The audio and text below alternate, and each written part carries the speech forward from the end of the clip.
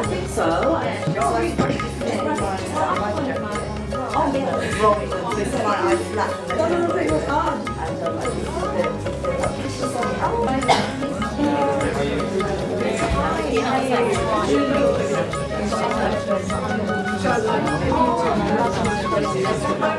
Yeah, thank you very much for coming to this event.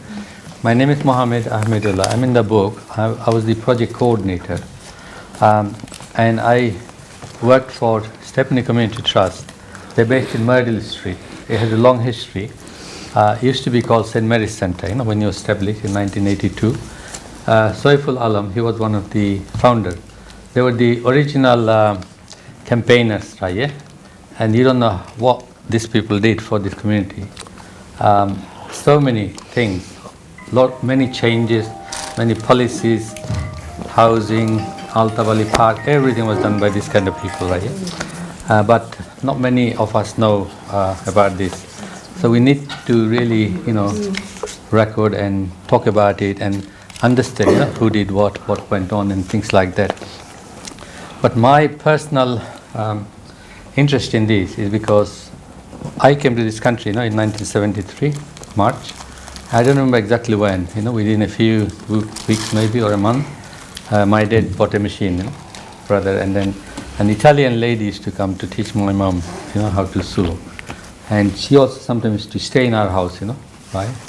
And cooked all the Italian tomato stuff, right? Still remember the, smell of a lot of tomato, Italian.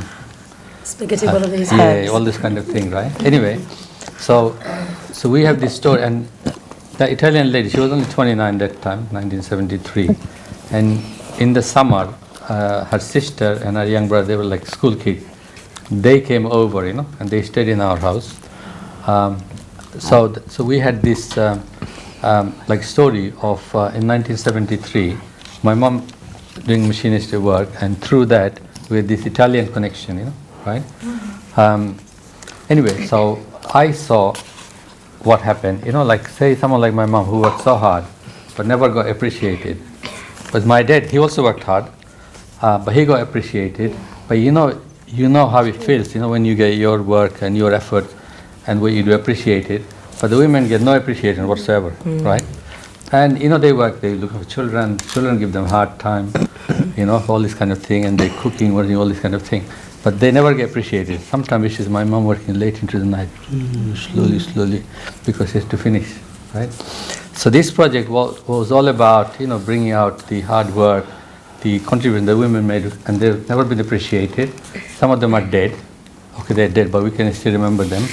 And like someone like Faiza Begum over there, she came in the late 60s. Her story is in the book, right? If you read, even her struggle. So basically, so this is the reason. And just to say quickly about the process, when we publicized that we wanted to, record and share the stories of Bangladeshi seamstresses, we also wanted to contextualize by, understanding the rag trade, what was going on in the area, what other communities were doing. We achieved that to an extent, right? Yeah, because this is only a snapshot, a small pilot project. There's so much, when you go into this, you realize there's so much to understand, know, and each generation has to discover, for themselves, because people who already know, they're not going to tell you everything because they can't. There's no process. So each generation, in order to enrich themselves, right, and understand and learn lessons and benefit from, then they have to learn for themselves. But what we can do, we can try and record and do our best to keep alive, the interest, so that anyway. So basically, we had a project launch in April 2019, and we invited people to join this project, and we were going to train the people in oral history, community research, take them to archives, all kind of thing. So we did all that, and then all the colleagues are not here. Some colleagues were last week, and some couldn't come because they live somewhere else now. So we have this call. They will tell you basically. So they participated. Some of them researched, some of them interviewed, and they all got a chapter in the book, right? So I'm going to ask each one of them a set of 3 questions, very simple questions. then we will engage, right, with the audience, right? Yeah, and you can ask any related questions, share your experience, make suggestions. How importance of community history, how we can record more, and some areas which needs to be like she was talking about domestic violence, right? Yeah. Now there could be a heritage project on domestic violence, potentially to understand how historically, how that manifested, what happened, right, and how people dealt with. We don't know properly. We know only the caseworkers who deals with them, they probably know, but the wider community don't know. Anyway, so we'll start with the last person. I can't see you. Thank you. Over there. Stand over there. It's okay. Would you like everybody to introduce yourself? Then I will start asking the question. Yeah, so my name is Tasmia Salim. I interviewed the women who were detained in the 1970s. I'm Tahera, and I researched the period of women coming during the 1990s up to the 2000s, so the later period. Well, this is going to sound confusing because my name is Tasmia Tahia, which sounds like the mix of both their names, but it's really unique that we found ourselves like this. But I spoke to the daughters of seamstresses, and yeah, my chapter is about the stories that they told me. Hi, my name is Jubaida. I wrote the chapter interviewing business owners, rag trade business owners, who employed Bangladeshi seamstresses. Tasmia, thanks to her, there's a section in the book about my mum as well. So, my name is Raju. My chapter was on the development of London as a city and how it all became globalization and localization, and how the rag trade became part of the whole London scene. So that's my chapter on them. great. Thank you, everybody. Right. I think we'll start with Tasmia, and the same question to everybody. Right. Now, Tasmia, why did you want to take part in this project? Yeah, good question. I forgot to mention my mum. I interviewed my mum as part of the book as well, and I think that's probably what drew me to it. Very much part of my heritage. I used to wake up to the sound of my mum sewing growing up. I used to go with her. I used to get taken to the factory. We had to sit there and kind of with my siblings, and we had to occupy ourselves. What my mum did work in a factory. So I think for me, it's I think there's something about kind of women's labour that's often, it's very often, especially when it's within the domestic space, invisibilised. And actually, if anyone came to the first launch event, my mum was speaking on the panel about how at times she was out earning my dad, and actually like that source of income kept us housed when we had like kind of periods of homelessness. A lot of Bengali people at the time, it was very difficult to find like a suitable kind of place to live, and often you were kind of sharing. And I think it's I've always been in very much awe of my mum's ability to make a lot out of very little. I know it's not the only story, and I think for me, I've been on a journey of connecting with my heritage. Thinking about how Bangladesh became a country, which also isn't always widely known, the genocide that was committed in our country for it to become independent, but also because I think that's directly linked then to people arriving here and kind of making this life. And I think I'm also part of a campaign called campaign group called Nijmanush, and we've been doing things around the Save It Plain campaign. And that was actually taking off whilst I was writing, because it was very interesting in my brain because actually it becomes very easy to try and gentrify or redevelop an area when you are not aware of its history. And the women in these books are very much part of that history. And in my chapter I talk about kind of the racism and the fascism that was very much present at the time, and how incredible it is that many of these women were, in that context, resisting, kind of existing, making a life for themselves and their families. And I also don't want to romanticize the labour. A lot of the women I spoke to had lingering impacts, including my own, on their bodies, but also it was really amazing to see some of that joy and the celebration. So I think for me, I just wanted to kind of pay tribute to my mum, and also kind of all the mothers in our culture who often don't like their flowers.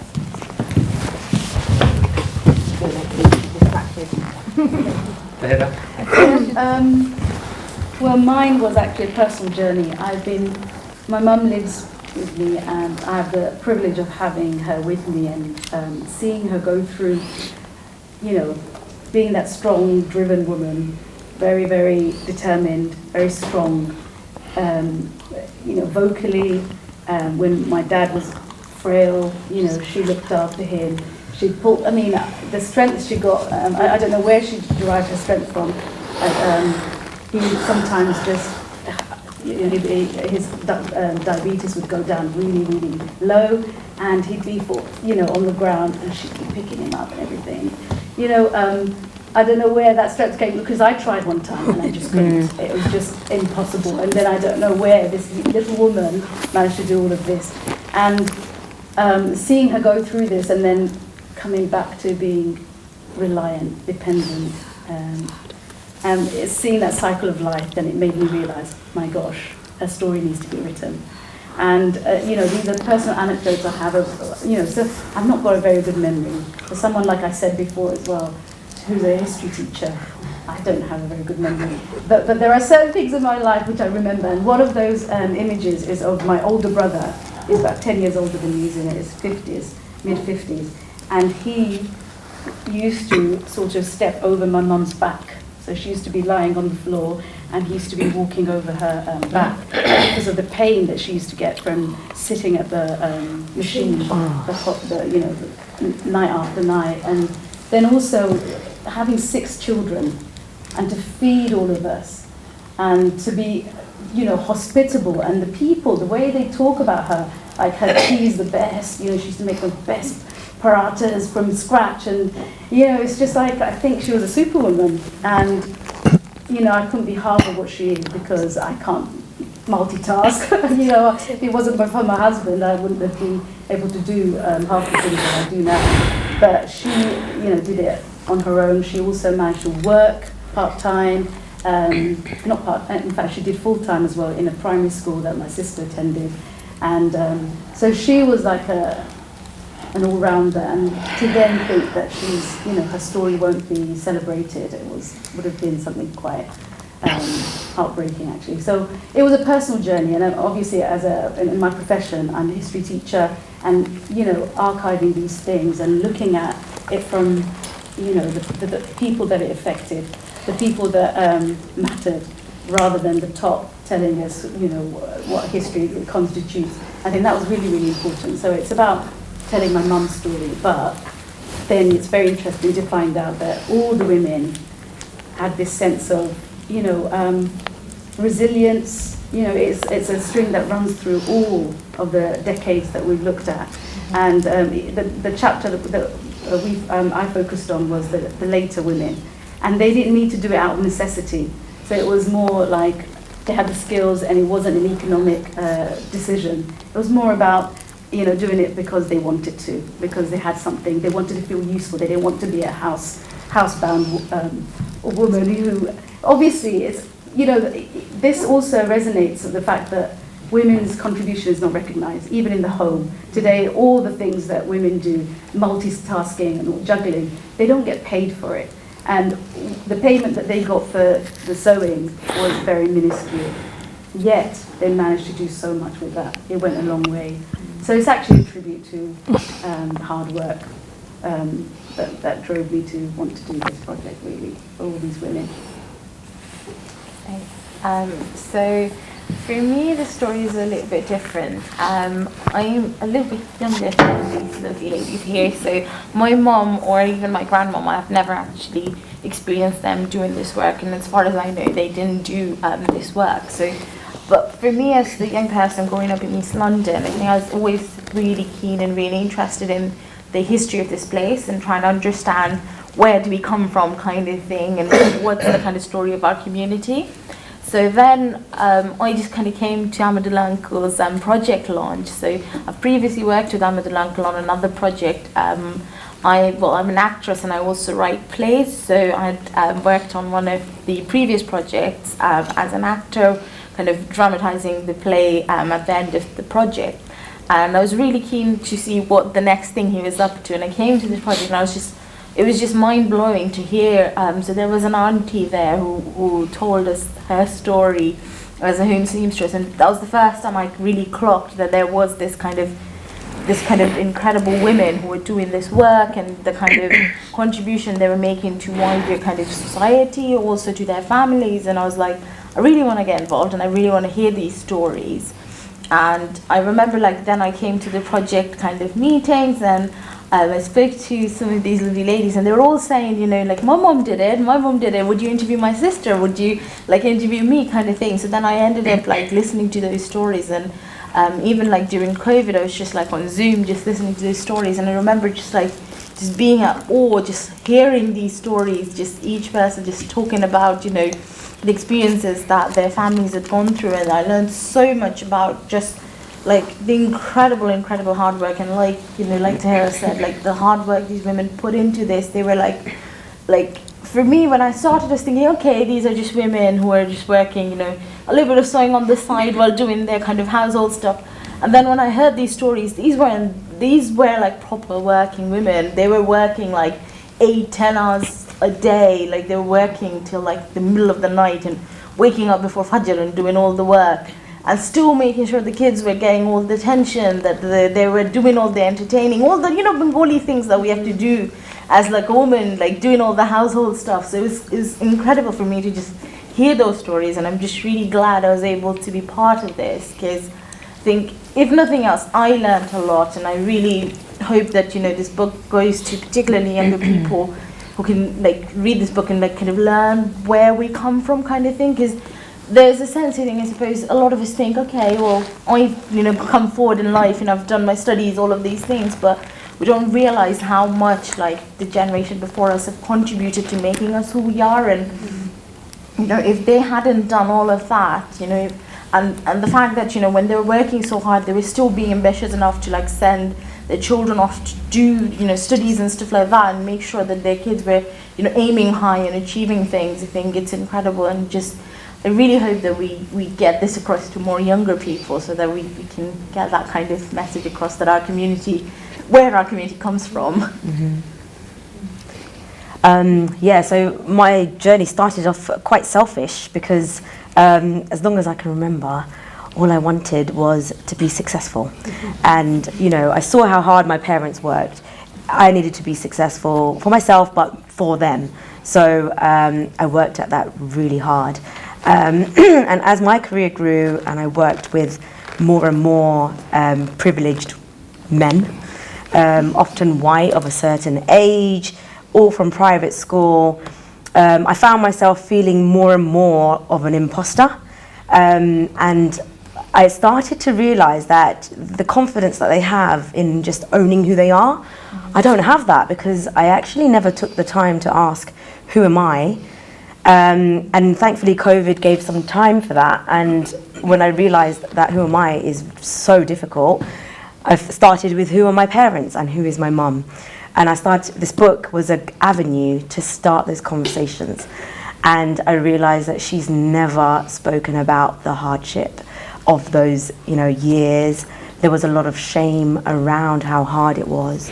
And I just couldn't understand the shame, because, you know, here I am working really hard, and we stay until 7 o'clock to show how hard we're working. And for them, it was so hard that it's the other way. Like, there's so much pain wrapped around it. And so this was a great way for me to just start to show her that I am now taking the time to understand you and appreciate you. All these years I've been focused on myself, really selfish. But now that we're here, I want you to open up, speak to us, tell us about what happened. And I was so impressed that she actually did it in such a open, honest and genuine way. And she actually presented to 150 people at the launch as well. So yeah, it was just such a powerful journey for me to have gone through. And in the last year, professionally as well, I've just noticed that when I'm talking, it just comes from a different place. You know, it comes from a genuine, I know who I am, and I'm going to own my opinions, and I'm going to now. You know, and I don't think I could have done that without going back to my mum's history and then my own history. So as bad as COVID was, you know, for me it gave me some headspace to do some important work.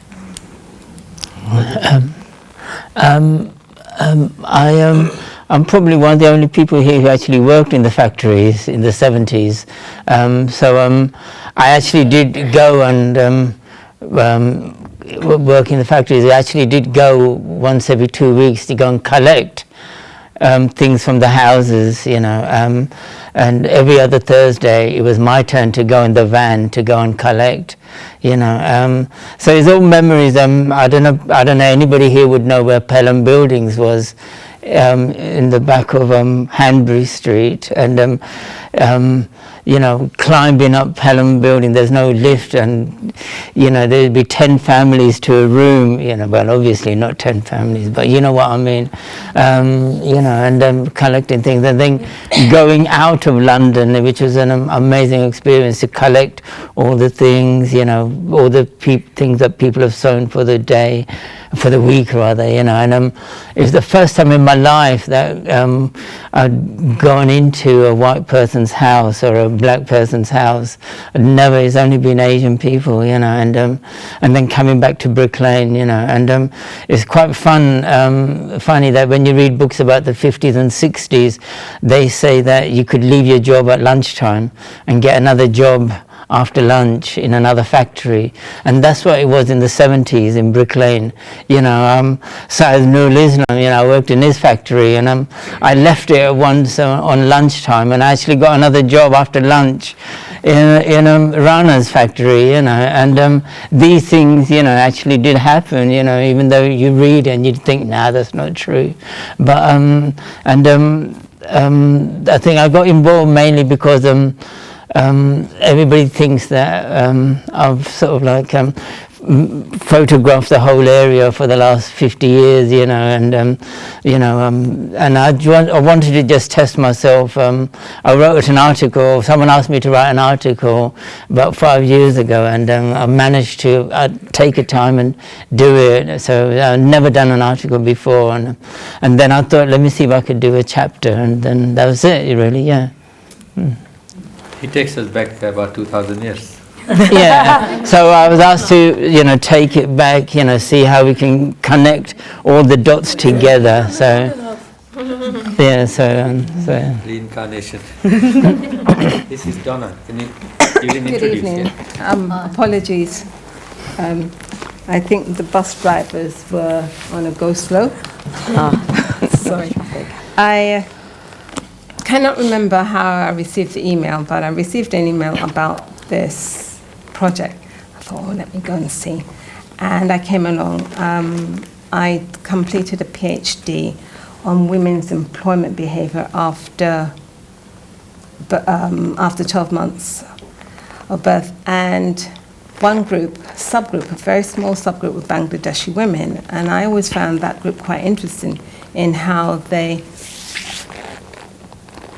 the statistics indicated that they went back to work quite quickly, 3 months, 4 months after birth. But one thing I could never find out, because we didn't have the data, was that if the husbands were equally as qualified as the wives, and if that contributed to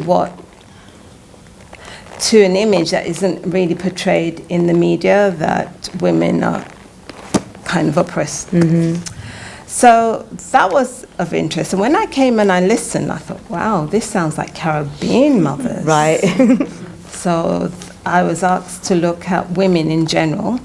So I looked at it historically, going back to 1850, when we had late 1700s. You had the Huguenots that came from France, then you had the Russian Jews. And then you had this gap when they moved out, and that was actually filled by the Bangladeshi group. And I was just listening to what you said about the accommodation, and that's one of the things that I came across. The accommodation just got worse and worse and worse. It's totally dilapidated, absolutely awful. And because the immigrant groups, which was quite varied, took these accommodation, you got the blame. There was this blame game that because you're taking the employment which nobody wants to work in because it was death traps. The factories are death traps. And you're living where we don't want to live because really nobody should be living there. Battersea Dogs Home is much better. So you got this attack on the immigrant groups, and which continued for a very long time, and to some extent still continues. And I looked at how the economics of and the aspiration, how that affected women's employment behavior and aspiration. So the change occurred around when we had the rise of feminism. But when you look at the statistics, it's not so much feminism as opposed to socioeconomic upgrade. So people could get jobs in places like factories, like Ford's, or they went from working on the shop floor to wearing a really nice outfit, working in a department store, working in the city in insurance brokers. So people moved out from Brick Lane, this area, East London, and went to Dagenham. And although some factory workers were being paid more than working in an office, the status that went with a nice skirt, nice outfit was far outweighed actually working in the factory. So a lot of the indigenous moved from factory work to office work. And those who couldn't, for various reasons, some of them became landladies. So there were landladies to Caribbean women, many of them that came over here to become nurses or train as teachers. So as I'm reading, I'm seeing this meshing of lives, and it's a crossover. People think we are so different, but actually we are not different. The ambition that was there, the desire for progression for their children, and finishing up what I have to say, one thing that did come out, I spoke to a health visitor who would visit mothers with newborn babies, and she recalls visiting Bangladeshi women and Indian women who were machinists, and she said what really resonated with her was the fluff, the dust. And these babies are there propped up with their bottles drinking, and the fluff is going around. And I spoke to a friend of mine whose mum was a supervisor in a factory near Whitechapel. And when she went home every evening, she had to comb out her hair. She had afro. The bath water was covered with fluff, blow her nose, fluff. And so all I could think of, my goodness, those babies, all the fluff that they bring. Yeah. And so I wonder what happened to them if they affected their respiratory, if that was their situation. But mine, I enjoyed what I was doing because I covered so much. Thank you very much. Yes. We'll have some questions. Ask them, contribute, discuss. It's not a question, I'm just giving you a statement.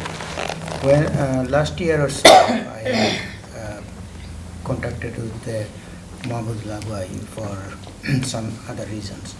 So he told me about this project, and I wrote a few articles in Bengali, and it was published in Bengali newspaper in Bangladesh as well.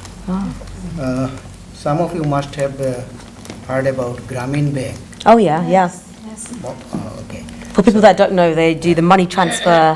No, it's a Grameen Bank is they do the microfinance. Microfinancing, yes. And it's Dr. Muhammad Yunus got the Nobel Prize. Yeah. He is the founder of Grameen Bank. Yeah. So when I linked to that I said in my article that our first generation Bengalis, majority women who earn this money and they send it to Sylhet in village, not loan, not they are taking any interest, and they build up schools, homes, roads, masjid, and so on. Sylhet is now, everybody call it a second London or so. It's built by our women, first generation women. And later on, in 80s or mid 80s, the Bangladeshi garments worker, most of them are women. And Bangladesh is the second largest. Third now, third. Sorry? Third. Third. Now is third. Germany, another one. Germany is second. Yeah. China Okay, third. okay. So third is, I still am happy with that. Because it's actually women empowerment. Women empowerment. So we always discuss with various topics, but I'm really would like to thank you all that we have this book at the moment with us, and we can prove that our women can do anything. Yeah, absolutely. Yeah. That's lovely. One of the things about what you were saying is about the money being sent back. I mean, I don't know how true this is, because I don't know any Indian people or Pakistani people except whenever I was working. When I was working in the factories, some people would know that in the winter times you earned more money in the winter than you did in the summer, because in the winter you worked extremely long hours, making leather coats and coats, whereas in the summer there's no market for leather jackets, So people earned three-figure sums in the 70s. Was £100 in the 70s a week was a big money, but it was extremely long hours. But what someone said to me was, in the 80s, the Indian community invested their money while working in the factories in this country. So they bought the houses then in the 70s and 60s with the money that they earned, whereas the Bangladesh community sent the money back and bought, and Fakhrudin, I don't know, we call him Billy.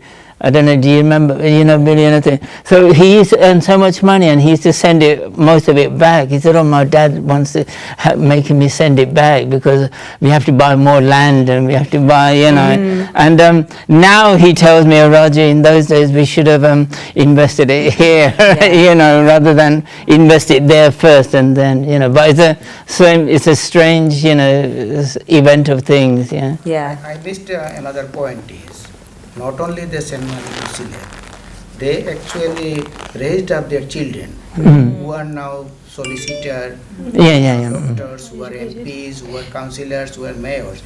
Actually, those mothers raised them. To that point, I for a long time I was a little bit resentful towards my parents for not investing more here.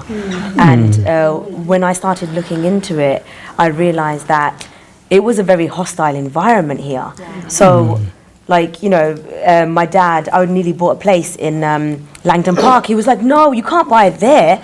That's where I nearly got attacked by a dog. And he was so adamant, Langton Park is a nice area now, but no, the trauma that he faced. And now I'm just like, no wonder they didn't want to invest here. They didn't see a life here. There was so much, hatred towards the foreign community. They were right in their time, They did the best they could at the time. I just wanted to say a massive thank you for you guys writing this book, because I was a child labourer as a machinist from the age of 11. I had my own machine with my mum and dad, so there was 3 machines in a row. I missed my school days because we had to work to pay the mortgage, to get food on the table, and being the eldest, I had to take the responsibility. It did traumatize me. Even now when I see a machine, it hurts me because it took my childhood away. Like this man said, a Turkish man used to come to our house every Thursday to collect the bags of lining, skirt and trousers. And when we used to get the money, we all used to sit down together. And I was 11, 12, 13, doing this with my mum and dad, but they couldn't speak English. count the money, what bills are going to be paid, what food we're going to buy. And it was really, really hard because there was a lot of racism involved. We couldn't even open the door. We used to get punched in our face because we were a different colour. So we had to deal with racism as well. But I was a child labourer and I worked on the machine for about 5 years. I missed school. I didn't get my education because I had to work to provide the family. And this book and being in this event has really touched my heart. It's actually brought my childhood back. Yeah, you're making us emotional, that I God. forgot for many, many years. And I'm actually going to find somebody who's got a machine and I might make something with the machine to come over that healing that I had the hurt for. So I'm really privileged and humbled to be here today. And it's all down to this bay, he's just gone missing. He was talking before, he invited me because I wanted to get involved with the charity in Bangladesh with the sewing machines, and he asked me to come along today. And guys, you are amazing. Well done. So are you. So are you. So you guys brought everything back that we lost. So if it wasn't for you guys, nobody would be talking about this subject today. So well done. Thank you. Yeah, and my brothers and sisters who are around your age, you know, I'm forever grateful, and you know it very well as well. You guys took the brunt of all of it. And back then, you know, like I've got 7 brothers and sisters. I'm the second youngest. So like, how privileged am I that I had all of these sisters? And these are days when there was no ginger and garlic, like there was no blender. No. My sisters would pound that they're busy, they're not doing their homework. No. They're cooking for a family of 9 every day. And then in the rest of the time, they're helping the parents with the trade. Because the motto was, you never return back a contract. It doesn't matter what it's going to take. You do it. That's money. That's your independence.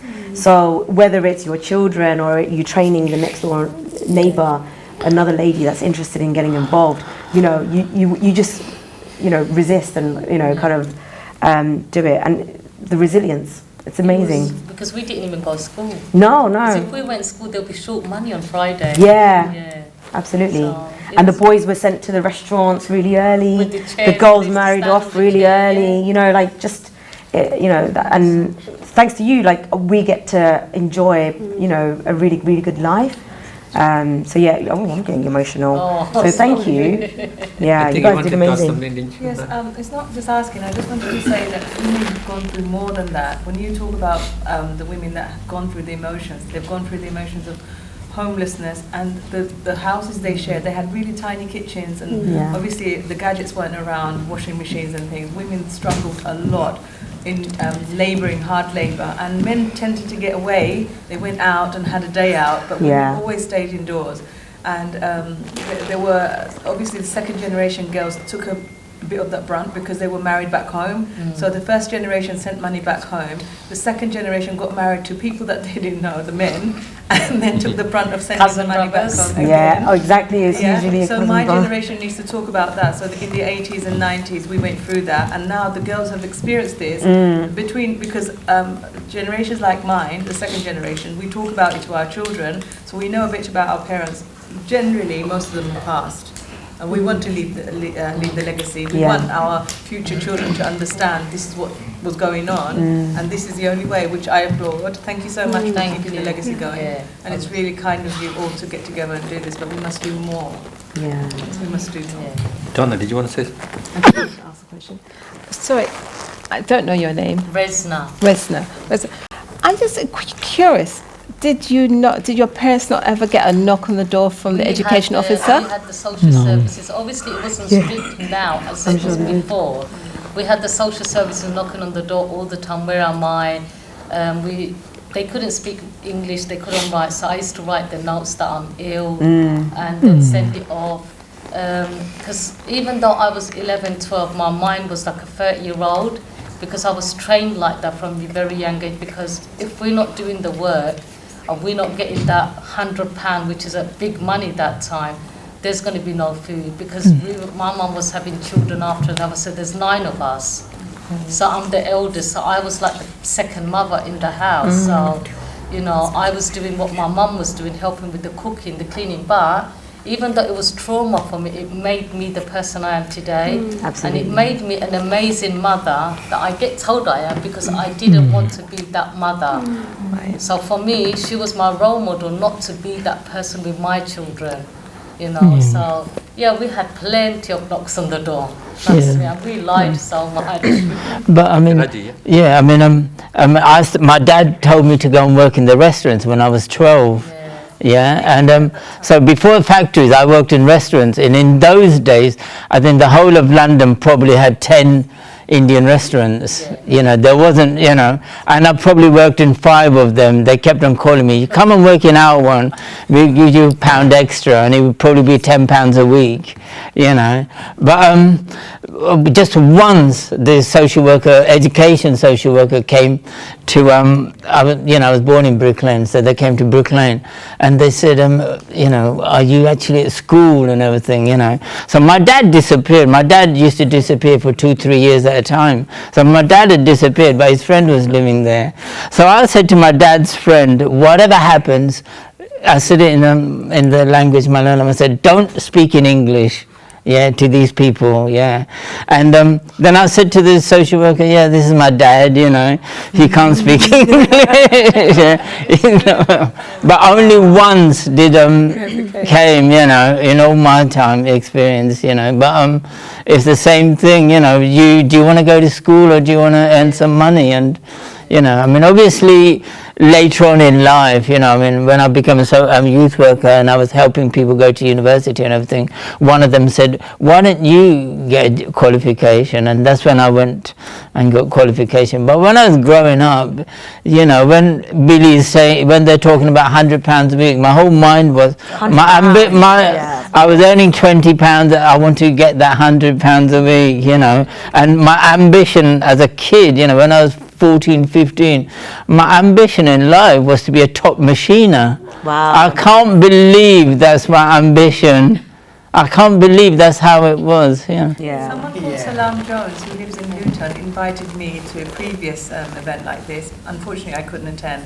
But this actually, Resna reminded me about this event, and I'm really glad I came because I was part of it. I did turn, you know, those cuffs for my mum and did straight stitching, but I've gone back to college. I'm a qualified paralegal, but I went back to college just to learn stitching. Oh, amazing. Yeah, and I've done it for 3 sessions already, so I've gone back this year. Good. And I said, I have to learn what is embedded in my heritage. Yeah. My mum knows how to do it, I can't do it, so I will have to learn how to sew and cut blouse. So I'm learning at the moment, and it's a very good skill to have. Yeah, it Let me is. want to say something. Yeah, I think I just wanted to say, because I feel a lot of women I interviewed from the 1970s, I think, also spoke about how the state was also incredibly kind of racist and kind of, you know, a lot of women I spoke to, they, you know, what was on the table was, oh, yeah, sure, we can offer you some benefits, but you need to sign a paper to say, oh, your husband's, you know, left you here and you're alone. And actually, the reality was a lot of the women's husbands were caught up in the immigration system. It was very difficult to secure, and a lot of the women didn't want to have to sign something like that. For all the reasons that you could understand. So I think I'm also taking that also in mind. You know, actually the state wasn't wasn't the most benevolent figure at that time, and you know, I think a lot of families have to safeguard from that as well. And I think, I think I'm just recalling all the stories I told, and it was also really nice to hear about all the joyful things. There were like lots of joyful things and things that women could do with their children. But I think I'm also like deep. There's lots of things you into it in some of the interviews, like some of the women experienced miscarriage. That's actually something that came up often, very difficult to speak about. And I don't know. I think it's interesting to think about choices in that situation. You're often left with very little choice. In the 1970s particularly, I think my mum came in a bit later on, and she was, I don't know, it was work that she did do, and we did need that, but I think it was just about as the trade was dying off. But so when she made that point about the state, because I think that's something that really stuck with me actually. You know, not being given benefits or the things that you'd have to do in order to kind of access that, which Can you go to Fuad next? Then you, yeah? Yeah, hi, thanks everybody. Can you speak up? Can't hear. How, you know, in our culture, Loudly. You know, in our culture, we like to honour people's efforts, and that's great. But there's some crooks operating in the rag trade here, in Bangladesh, Yeah. in the I can't hear. We valorise them too. And Raju, but I think you're writing about the rag trade there. You know these villains who exploited our aunties? Yeah, they raised honest people, inshallah, I hope. Maybe some of them also raised crooks as well. But have they been allowed to get away with it? Like, who are these people?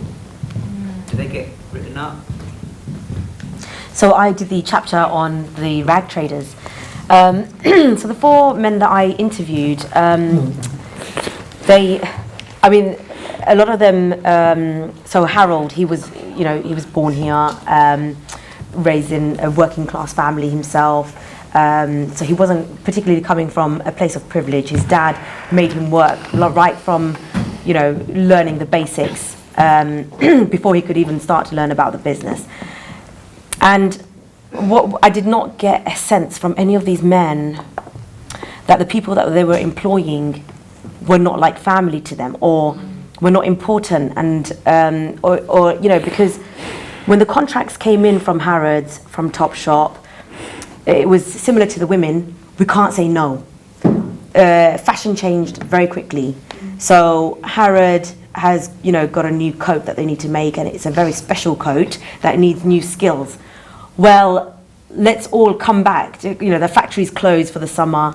Harold would never tell his, workers to come back during their holiday. It's the employees that wanted to come back, learn how to make the special coat, teach each other the new skill, and that's really so. In this experience, that hasn't come through. But I completely agree with you. Even today, Boohoo, they're exploiting women. Workers in the UK even today, and that's modern day slavery. It's happening in Bangladesh as well. Did any of the aunties you spoke to talk about the bosses as tyrants? I mean, I'm sure a certain kind of boss would respond to a research project, and they wouldn't really talk about themselves as evil, exploiting tyrants. Yeah. You don't see yourself like that. You always. It's a difficult one. I think we have incidents like sometimes you might be underpaid, also just like there'd be a sense of you can't make a mistake, so you stay late into the night if you want to get your money. Like you have to, and that's often actually where we saw the husbands helping out when there was a mistake made. So I think that also speaks to. I don't know if the women were for me explicitly speaking in a kind of my boss is a tyrant, but you got a sense if we made a mistake. But some women said. Like they had no power to negotiate the price. Right, yeah. Right, so they couldn't say no. But I think this project wasn't trying to understand, the injustice. This was just an oral history, just what people say. I'm just thinking of right. Yeah, and it's a really good question. It didn't come through. If someone was more skilled and they did better samples or work, they got more jobs. Yeah. They were given more bags. Whereas the ones that were not good ended up not having much to sell. Yeah. No one was there to teach them. No one was there to give them guide. Yeah. So the women that were not good, the work you did at home was usually lining work, or you made the belt and things like that. You actually didn't make the. My mum made the samples. Yeah. So Raju, quite a few women they did make other things. Yeah. I'm the main one. I'm talking about the main work. So. Sew skirts and trousers. Yeah, so I'm talking about the leather thing. So in the leather, so the lining machine is. Our women did more of the cotton work. Yeah. Like the tops, the blouses. And but I'm just saying, the pay of the lining machining in the factory was different from the pay at home. So if you got 30p for one lining thing in the factory, you wouldn't get 30p if you did it at home. The woman got less pay. Yeah, it's a lot lower. It's the same work. Same work, yeah, exactly. I think we were grateful that we had a job. Right. We do work at home and feed the family and have something. So even if we didn't negotiate, if like my mum and dad never spoke. Whatever they said, if you were like, yeah, bring the bags in, that's it. I don't think it was grateful. We were didn't grateful. Have options. No, they were. Some people were helpless. They were put in a situation where they had to earn. If they didn't earn, they we were grateful. Because the families my were mum bigger. and dad. You can imagine nowadays, young ladies, that they can choose not to even have a Yeah. child. Whereas back then, majority households had 6 children at least. Yeah. I'm from a family of 6. My Ladies mum said and dad, we were grateful. I remember we used to Yeah. sit down and talk and say, oh, thank you, we got this and that. We were actually really grateful that we had this work. Yeah, and when Yeah, my I can mum see opened that. up, I thought she was going to talk about how bad it was and No. mistreatment. But the fact is, when she was in Bangladesh, there was no freedom, no income, no opportunity. There was no money. So yeah, it was 18 rather than 30. Yes. But for her, it was the little, like the first time she's ever had any independence. Yeah. You know, one woman said my first wage was £10, and I was so happy. So happy. But my point is, they were happy because I'm not. They didn't know any different, and that's the only way. But that was still, you know, how do I put it in words? It's not fair. It's I relative. think it's important not to valorize the women. Like, some of the women, I also, I don't know, the whole notion of super. A lot of women I spoke to also felt regret that they couldn't have as much time with their children. Yeah. Felt regret in that Exactly. they felt some of their children, they had a bit of a difficult relationship. So I think it's important also in uplifting and amplifying, it's also not to valorize the situation. I mean, my mum, the guy that used to bring her to work, this Caribbean man called George, and he would like, he did become a family friend, but I think prior to that, I think it was very much like what you get offered, you have to take it. And I think when you think back, I actually think like, I don't know, when my mum was here, she would at the book launch, she spoke about how her my nanny's passed on, but her mum would be really sad if she knew the actual manual labour that went on, because my mum has arthritis now, and actually a lot of the women I spoke to, the lingering impact of... Is it because of the consequence of the constant cleaning? A lot of it's like carpal tunnel syndrome, If you isn't ever it? use the brother, it's quite difficult. It's very, very physical. It's strong, yeah. Most of them did it in the passageway where there was no light, proper window, ventilation. If you think about that, and the children that helped, they sat there after the school doing that. Health and safety wasn't looked at. Okay, just I think you were before that lady, yeah? No, okay, you next. Good evening. So I just want to say thank you so much, because this is definitely eye-opening to me. I grew up in Bangladesh, between Sylhet and Dhaka, and came here for university. So I didn't know anything of this sort of the East London Bangladeshi community. In fact, I think growing up, we thought it was quite glamorous in London, or this message definitely didn't go through. I just wanted to know, I appreciate women and families were striving to be independent, but was it the goal for everyone to go home? Because I've been here as an adult, but I constantly feel restless, and this is not home for me. I'm just working in London. Is that what was, because I just feel like everyone was just, it seems like striving towards something. Was it sort of right, we're going to take everything back? So what I gather from talking to mum and dad is that life in Bangladesh wasn't terrible. Like, it was nice, good weather, good food, like you didn't need anything to live on.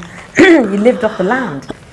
So it wasn't, they weren't running away from anything. In fact, because of World War II, the lack of employment, people to be employed and prop up industry here, they were invited from Bangladesh, the Caribbean, Windrush generation, that generation. They were invited here to come and build the economy. And it was literally an invitation signed by the Queen. So, my dad says, the Queen invited me, and my sister's called Eliza, because he's so, for him, it was an opportunity of a better life. But even then, they never thought they were coming here to stay forever, because life was good. They weren't really running away. So it was an opportunity to go there, make your money, and then really make life in Bangladesh even better. And then that was reinforced by the racism that they faced. So the National Front's head office was in Brick Lane, where the majority of Bangladeshis came and settled. So you had this really interesting dynamic of the local population being really racist towards everyone else foreign. So everyone got it, you know, the Jewish community, the Bengali community, Caribbean, everyone got it. And so the hostility just solidified the fact that we can't stay here, we're not welcome. The Queen invited us and they came with so much pride. And they'd, you know, wear their best suits. You know, even in the Windrush, there's documentation of men wearing, you know, suits to come because of the pride around being invited. And when they came here and they realized that the government hadn't prepared society for a wave of migration and why we needed it, and thus there was this big outpour of, you know, racism, unfortunately. It just made everything even more certain that our parents were not planning to stay. And if anything, that's why they tend to go back now and reconnect, because this wasn't the plan, for them from the beginning. Well, that's something I got a sense of from my, like, interviewing their daughters as well, that there was always two things that distinctly come across. One was that because they're working so hard, part of their identity was that we're only here transitionally. So everything, like, this is all a phase and we're going to go back and everything's going to be fine and everything's going to be nice, and, you know, our status is all based on what we are back home. I think that's why there was a lot more investment back home as well, because, like, even though you're working really hard here, you're still thinking, like, I've got a big body at home and, you know, I'm the one who contributed to this project and whatnot. I think there was that, but there was also, I think, just kind of the wider kind of socio-political situation, not just the racism that we're facing on the grounds, but let's not forget these generation of people, they had just seen partition of India into Pakistan and India and Bangladesh, and then they also saw the 1971 war, or they heard enough about it. So I think they'd gone through those two very tumultuous periods where you really couldn't, like, trust that the ground under your feet were going to stay the same, that one day you're suddenly going to end up in a different country, kind of thing. I think if I might read just like one line from here. So this was from one of the ladies, Sultana. So it said, while her parents didn't specifically discuss race or racism with her or her siblings, Sultana remembers that after the Bosnian War in particular, her father saying that you couldn't trust living here. And this is verbatim from what she said to me. As someone who had lived through the partition of India, the underlying trauma was perhaps another reason that made him feel not 100% secure, and with that sense that they might get kicked out any day. Well, even recently, the Border Act, the immigration thing, we're not even certain now. We can Constantly reminded. We can get our passports revoked, and even for criminal law, people who have done heinous crimes, they get kicked out anyway. They get their passports revoked for at least 10 years, or sometimes indefinitely. So we're never going to be permanent. So okay, can you go to this lady, then we'll go to him. Sorry, I wanted to ask a question. You briefly mentioned that you had, and I've heard this quite a few times, that in the 80s, let's say, the Indians invested here, and us Bangladeshi community, we invested in back home. Where did that come from? I mean, I'm just trying to, because I've heard this quite a few times, and I'm trying, were they treated differently, or was that sort of, they foresaw something, or? There is an answer. There's also, I studied at the Imperial War Museum. I did my master's in Bangladeshi War Museum. But the Bengal famine, the Obab. So there's a culture of a generation saying, look, we started that, you know, my mum, we built the country retreat in the village, and then my dad built the townhouse.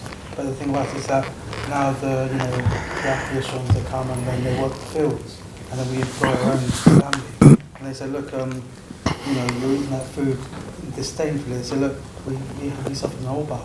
They say it in a coin phrase, and it's like this culture, don't forget that we suffered an Obab, so don't forget to return back to Bangladesh. And that's one of the cultures why...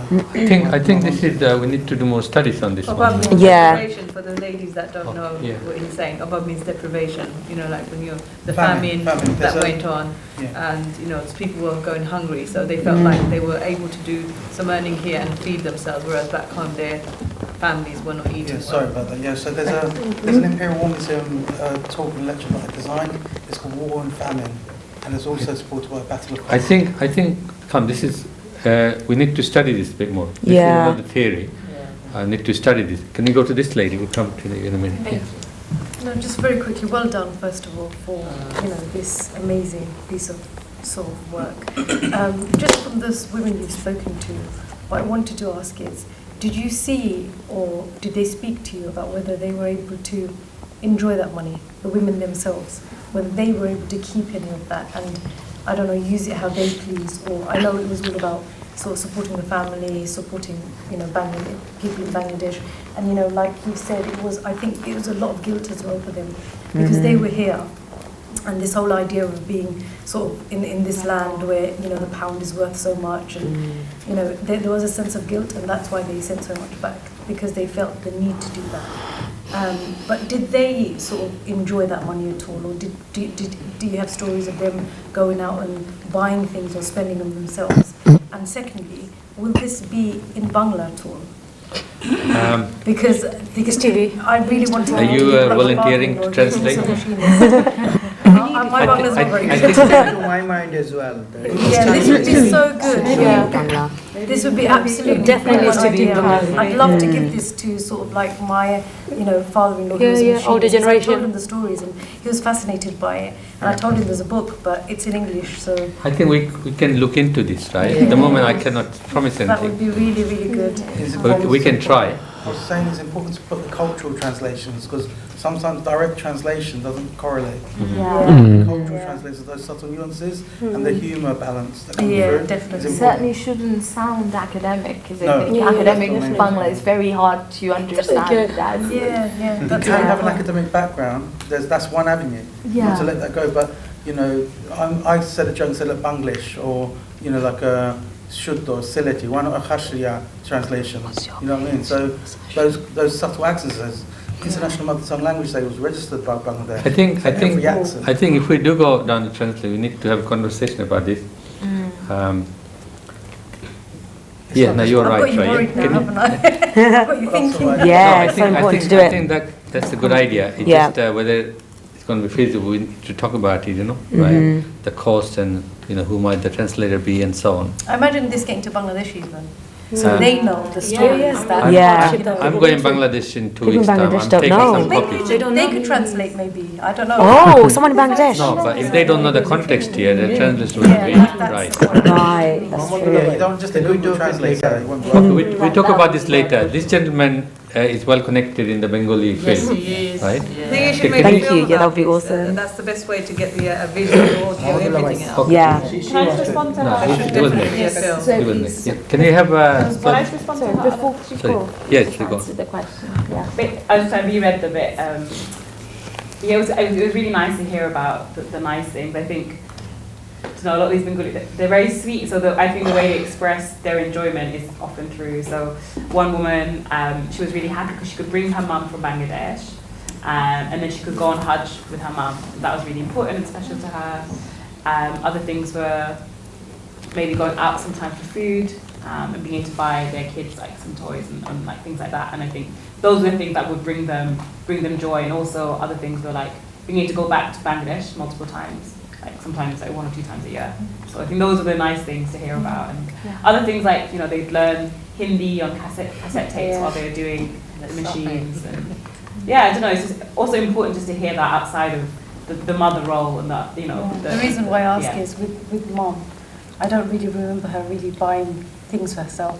It was always for us. And I remember once she bought a ring of a catalogue where she was paying it off, and it was an amethyst ring with like little diamonds around it, which I actually have now. She said to me I can keep it, so I've kept it. But that's the only thing I remember her actually buying for herself. Yeah. I don't recall her going out to buy her some, this, that, and the other. It was always for everyone else. It was always, she was like, save that money and you can do something better with it, things like that.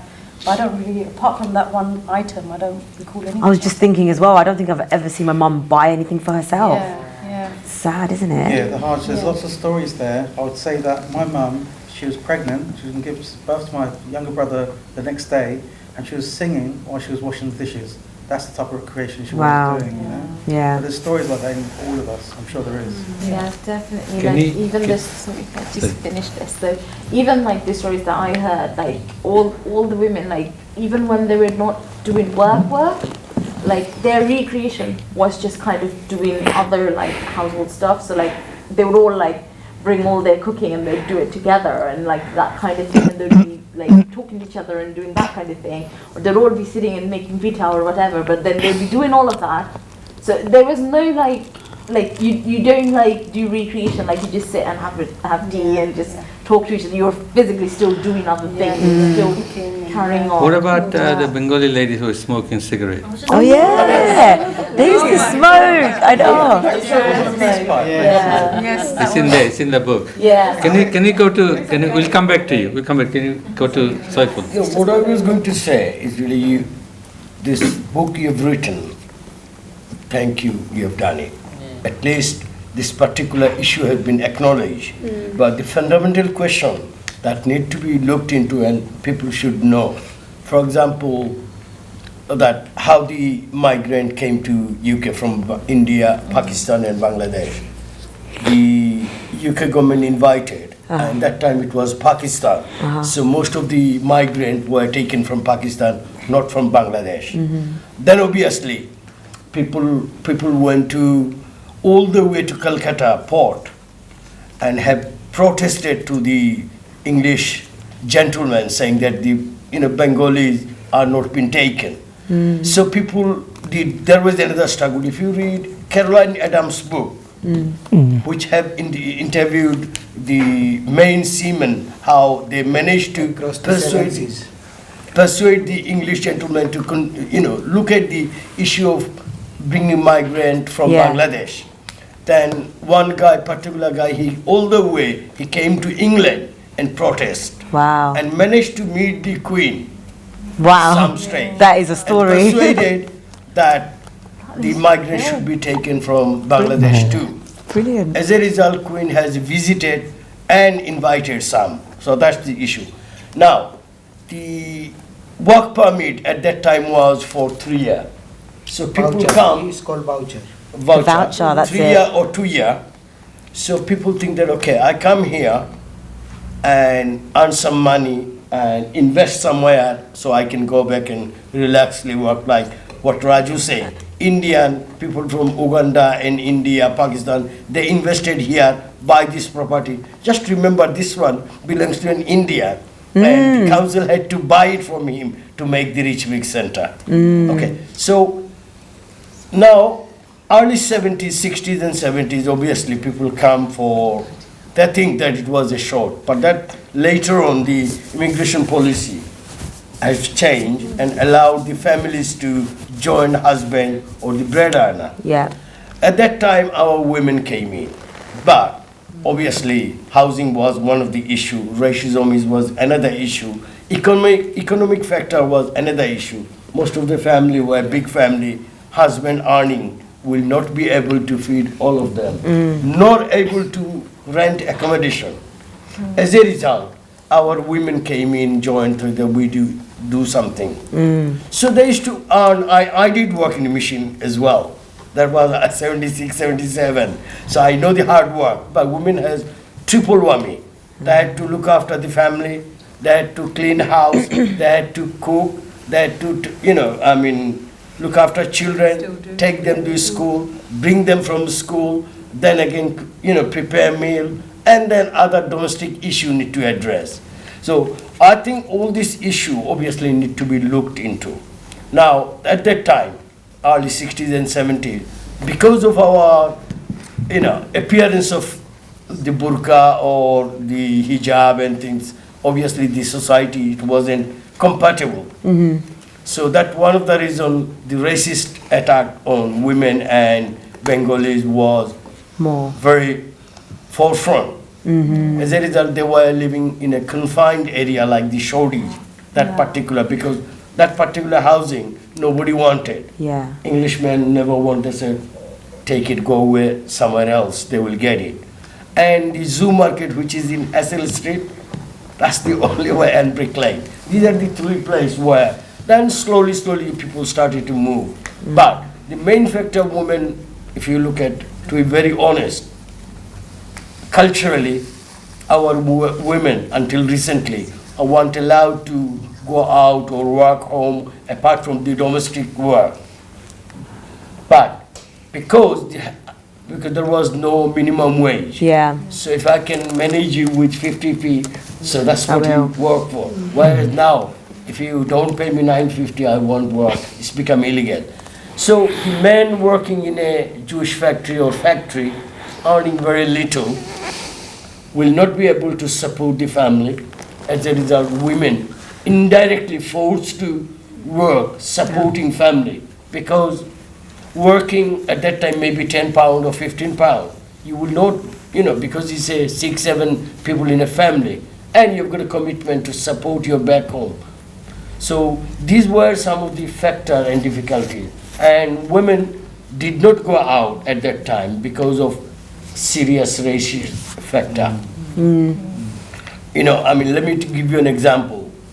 There was time, Also language there was barrier. no school places. Also language barrier. Yeah, of course. Sorry, I know one cannot say everything, but Yeah. we couldn't find school places in this area. So what do? Because racism is one of the factors, traveling is another, language and other. So we had to force Ailia to busing our children from here to Poplar, elsewhere, and bring them back because of the safety reason, because of no place available. And they used to be allowed to come back earlier, I think. No. To come back. Let them come No, back the early. school bus, They- that may be a reason, or maybe part-time, full-time, I'm not arguing, but what I'm saying is really, the school bus has to pick them up, Yeah.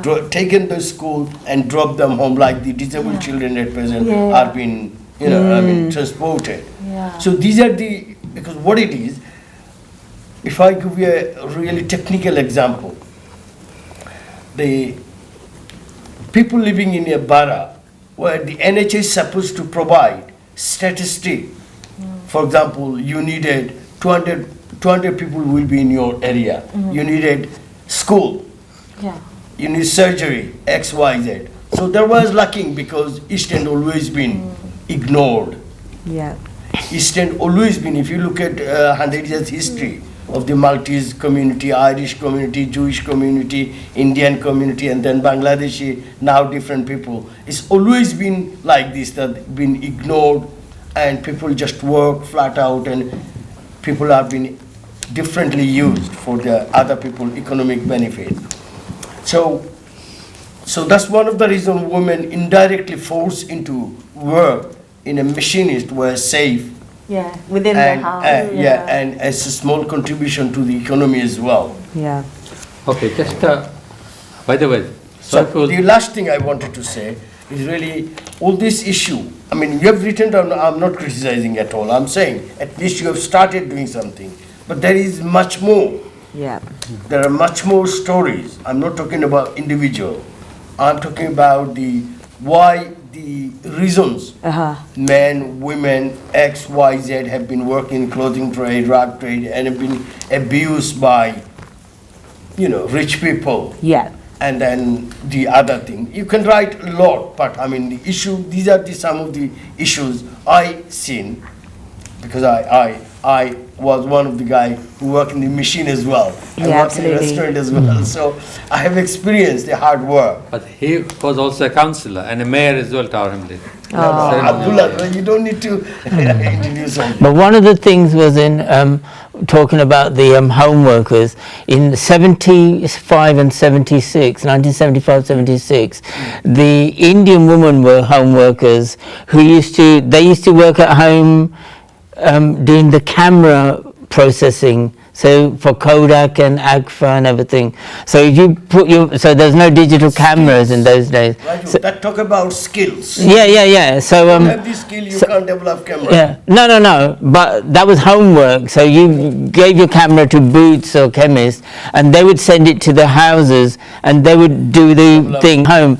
And they were paid so little money that they went on strike. And I think it was the very first time that Asian women went on strike, and it became a national issue you know, because they joined the trade union. 70, I think 78 was the highest membership of trade unions, and these Asian women went on strike, and it actually highlighted for the first time the home workers. We're running out of time. Jubaida gave me 3 questions. We only managed 1. Yeah. But we covered a lot of the things. We did, we covered in the other. But can you have your last question from you? Yes. Yeah, I just wanted to ask actually. I mean, one of the things that's happened since the pandemic is that we have this focus on lived experience, and this is it, and that we reward lived experience. And this it's great that we've done this, but it's also extracting a lot of the information and knowledge and experience of these women, and how do we reward that? And I don't think this goes far enough to do that, and we have to think about how do we actually reward them for what they're telling us in terms of oral histories, because it's on par, as we know, because lived experience needs to be rewarded. It's on par with statistics and all the other qualitative and quantitative, data that we collect. So I guess even with you guys to think about how you actually reward that lived experience. But my question to you guys was, in terms of being community researchers, your experience of that and challenges or things that you face being community researchers, and how do you then continue to use that skill in other things that you're doing? So I guess that's really open to any of you guys to sort of talk about your experience as community researchers, any challenges you faced. Would it have been different if somebody else had been in your place doing these interviews? Would we have got the same rich information or not? That sort of thing. So really interested to hear your experiences. One of the challenges I faced was the language that was appropriate back then, that people still use today because they lived during that time, is probably not appropriate today. So Ahmed, he talks about the diverse workforce. He worked with blacks, Turks, Jews, Indians. And there was a massive debate. Should I include blacks, Turks? Because that's his language, right? And so I want to include that because that's the way that he's talking about, and that's the way that people did. Everyone did. So we ended up putting it in the book, in quotation marks, because I feel like it was so, even when he was saying it, it was like, he was celebrating. So it's all about context, right? So yeah, it was a massive debate. Like it's so important that we reflect the emotion behind what he's saying, but at the same time, that language is no longer relevant. So yeah, so it was debated heavily. You can read it and see what you think. Be very quick. I think one of the struggles you have when you're doing translation and transcribing, it's about, like you were saying, it's a whole culture. Language brings a whole culture. You can't translate something verbatim, really, in another language. So that is the biggest struggle, because it takes away a lot of the background, a lot of the emotions that were had. I mean, my sister was involved in a lot of the transcribing, and I saw what was said in Sylheti, and then how it was translated. There aren't equivalent words. So you must make a movie out of this. Yeah, I think we did the drama. I think we did a drama performance. We did a play on it, which play is not good enough. Available on movie is YouTube better. as well. We don't have any skills. We don't have any skills. There was a lady last Thursday that wanted to do a documentary. The movie will go. That would be good, actually. That would be good. There is a film made in '86 about it.